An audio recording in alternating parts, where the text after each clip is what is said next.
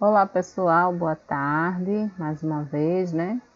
O meu nome é Mariana Cunha, eu estou dando reforço para as turmas do nono ano. A gente teve uma reunião agora pela manhã e eu espero que vocês participem mais, tá certo? Eu vou continuar uma aula da semana passada, mas eu já tenho uma aula pronta sobre figuras de linguagens. Aí a gente vai fazer na semana que vem pelo Google Meet, certo?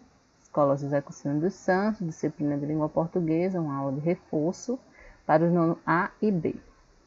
Certo? A atividade de hoje é uma continuação da aula da semana passada, só que na aula da semana passada a gente viu crônica. Dessa vez a gente vai ver uma reportagem, certo? Eu vou ler o texto e tem umas questões sobre o texto para vocês fazerem, certo? Eu vou gravar no YouTube, vou colocar no canal do YouTube e também vou colocar em PDF no grupo, porque quem não conseguir abrir pelo YouTube faz pelo texto, né? E ainda pode procurar a Fabiana e tentar fazer a atividade respondendo escrita, né? Então vamos lá. A atividade de hoje é um texto, leia o texto a seguir e responda as questões, né? 84% dos brasileiros buscam ter uma rotina de autocuidado, mas apenas um terço consegue, revela a pesquisa, né? Levantamento realizado pelo IBOP, encomendado pela Bayer, apresenta um raio-x dos hábitos de autocuidado dos brasileiros e mostra que a pandemia fez com que 25% das pessoas deixassem a atividade física de lado. Então, é uma reportagem, tem um título e uma slide, e agora eu vou ler o texto mesmo da reportagem. Desse texto, tem 5 questões que eu vou comentar as questões, como é que vocês vão responder e o que é que se pede, o que é que tem por trás de um enunciado, de uma pergunta, certo? Então vamos ao texto e as questões eu vou fazer comentando uma a uma até que vocês consigam responder, ok? Então, ter uma alimentação saudável, praticar atividades físicas, ir ao médico e fazer exames regularmente, esses são os principais sinônimos de autocuidado para a maioria dos brasileiros. Por outro lado, hábitos como cuidar do corpo, da higiene, evitar o tabagismo e o consumo excessivo de bebidas alcoólicas não são atividades associadas ao autocuidado pela maioria. As constatações fazem parte de uma pesquisa online nacional do IBOP, encomendada pela Bayer, para entender como a população brasileira cuida de si, o que significa autocuidado para esse público e quais os impactos da pandemia nessas rotinas. Entre os achados mais relevantes, o levantamento revelou que 84% dos entrevistados buscam ter uma rotina de autocuidado, mas apenas um terço deles consegue pôr em prática esses hábitos regularmente. O brasileiro atualmente entende que o cuidado com o próprio corpo e saúde traz como principais benefícios o estímulo do sistema imunológico, 31%, a diminuição da probabilidade de ficar doente, 25%, e a promoção do bem-estar, 21%. A pesquisa revelou ainda que os brasileiros veem a alimentação saudável como principal definição de autocuidado. 87% concordam que a saúde é resultado do que se come e 81% dos entrevistados gostariam de se alimentar melhor. Outro dado surpreendente está relacionado à dor. Segundo a pesquisa, 3 a 4 participantes declararam sentir algum tipo de dor frequentemente, com dores nas costas e dor de cabeça figurando no topo da lista, 38% e 31% respectivamente. Entre as mulheres, a proporção é ainda maior, com a dor presente no cotidiano de 82% dos respondentes, né? Como consequência, cerca de um quarto dos entrevistados toma algum analgésico pelo menos uma vez por semana. Então, isso é uma reportagem, tem aqui o acesso, né? E vamos lá às perguntas, né?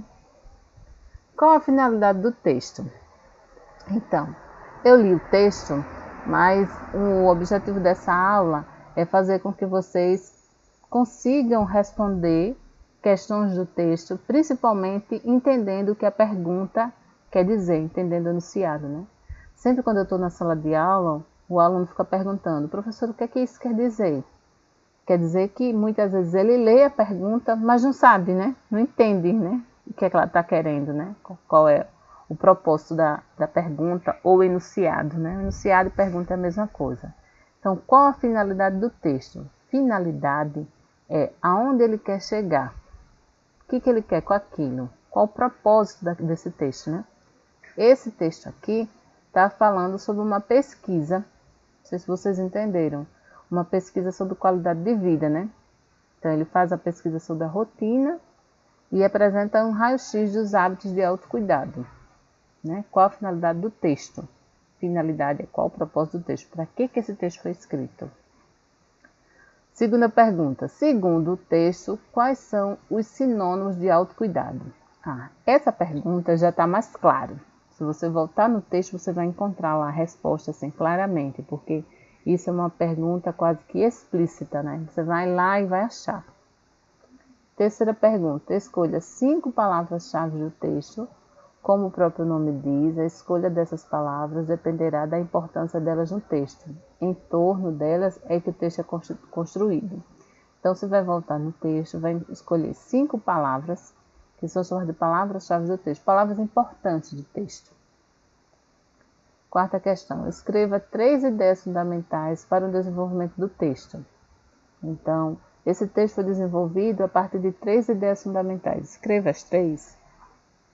Quinta questão, qual é o assunto tratado no texto? Bem, quando a gente diz assim, qual é o assunto, é aquilo que é pertinente. O que o texto fala? O que ele quer com isso, né?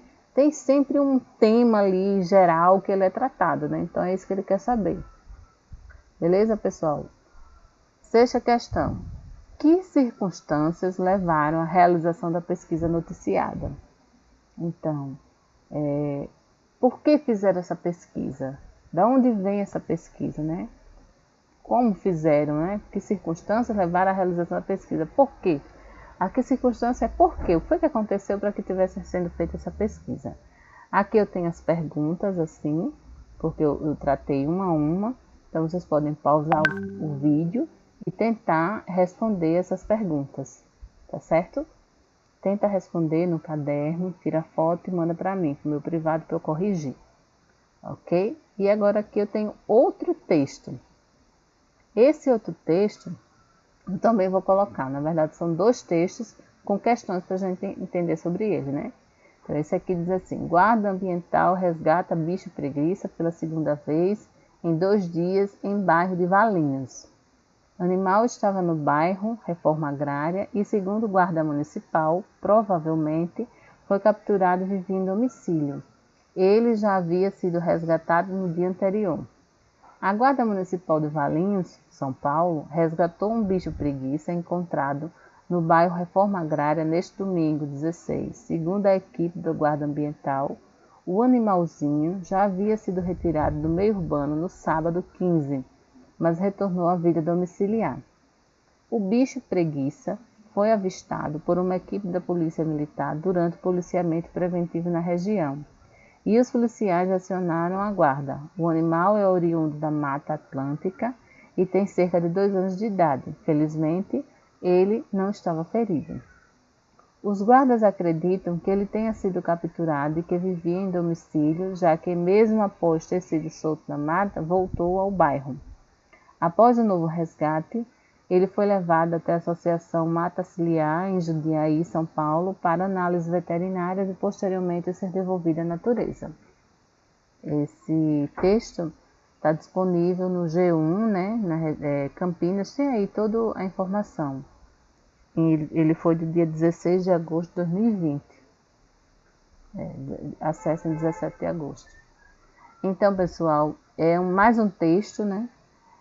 Como vocês entendem, o gênero é reportagem notícia, né? E aqui estão as questões sobre ele. Qual foi o fato noticiado, né? O que foi que saiu na notícia, né?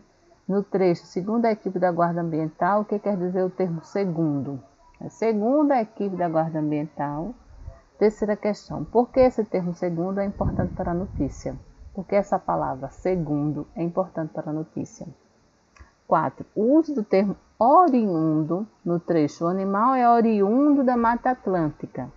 e tem cerca de 2 anos de idade. Remete a que verbo?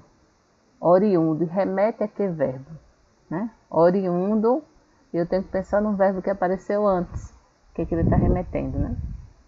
E qual foi o tom utilizado pelo autor da notícia para relatar um fato repetido? E que termo indica esse tom? Então, pessoal, é o seguinte. Nós temos 2 textos, que são reportagens e notícias, né, que são textos bem parecidos, para vocês analisarem e estudar essas questões. Principalmente pensando na pergunta, no enunciado, que muitas vezes se faz uma pergunta e o aluno responde porque ele não entendeu o que está sendo perguntado. Então, eu coloquei esses 2 textos, eu estou à disposição. Quem conseguir responder, responde e manda para mim. Quem não conseguir, manda a questão, por que não conseguiu, o que não entendeu, e a gente vai analisar. Na próxima semana eu quero fazer um Google Meet, tá certo? Uma reunião para a gente se ver, né? Vocês estão me vendo, mas eu não estou vendo vocês. Então, isso vai acontecer na próxima semana. Por hoje é só. Até a próxima aula. Eu aguardo as dúvidas, né? E as respostas no grupo do WhatsApp. Pode mandar para o meu privado também. Um abraço.